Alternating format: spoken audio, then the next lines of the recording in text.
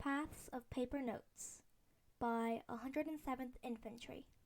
Peter swung his bag under a seat in the large lecture hall.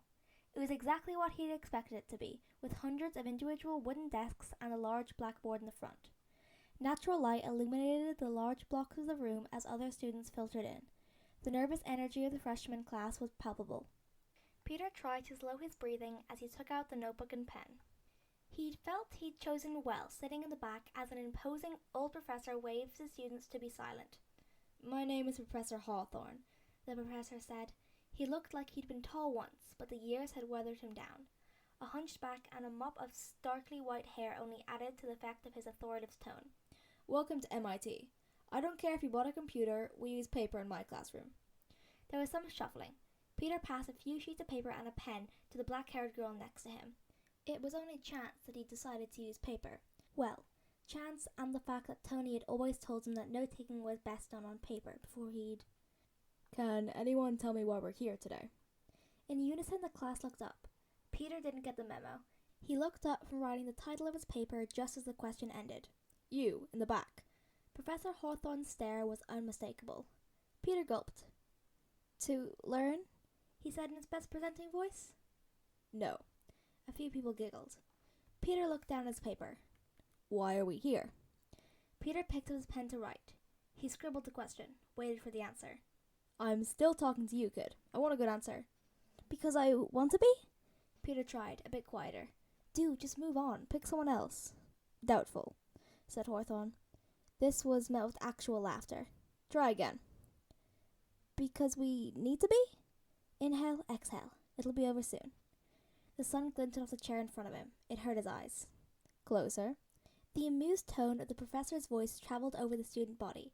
They stared at Peter. "Because we have to be?" The girl next to Peter gave him a pitying look. "Wrong." The words rang through Peter's ears as he said them. It had been so long since he'd heard them. They clawed their way out of his throat. "Because some people are made by the path they choose, not the intelligence they are graced with." Hawthorne peered at him, suddenly small in front of the hundreds of students.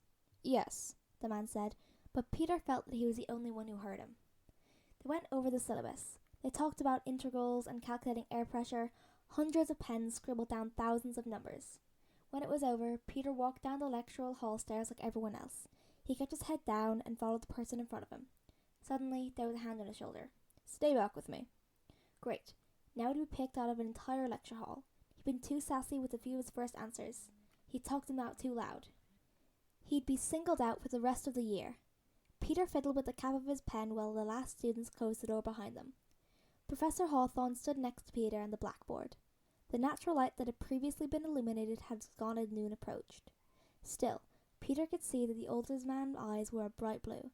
They seemed too clever for an old man, even a professor. "Where did you get your last answer?" Peter paused. Tony had told him it almost daily. He'd said it as a condemnation when Peter had skipped class for the first time.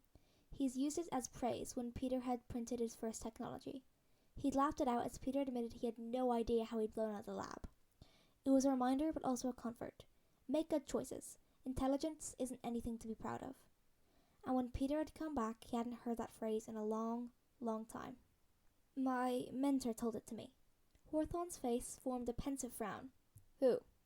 "I'd prefer not to say." Peter turned to go. He couldn't do this again.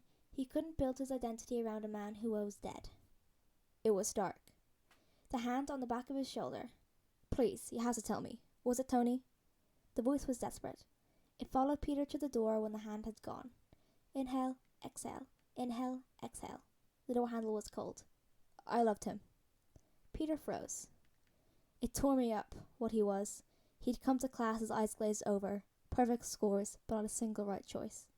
He'd come in here with a tape recorder from his father so he could listen it back when he was sober. I had to ban everything but paper. Peter turned to see the old man's face red and covered in tears. He leaned against his desk, and Peter leaned against the door. He'd sit in the back, high out of his damn mind, but you should have seen him on the day his father visited.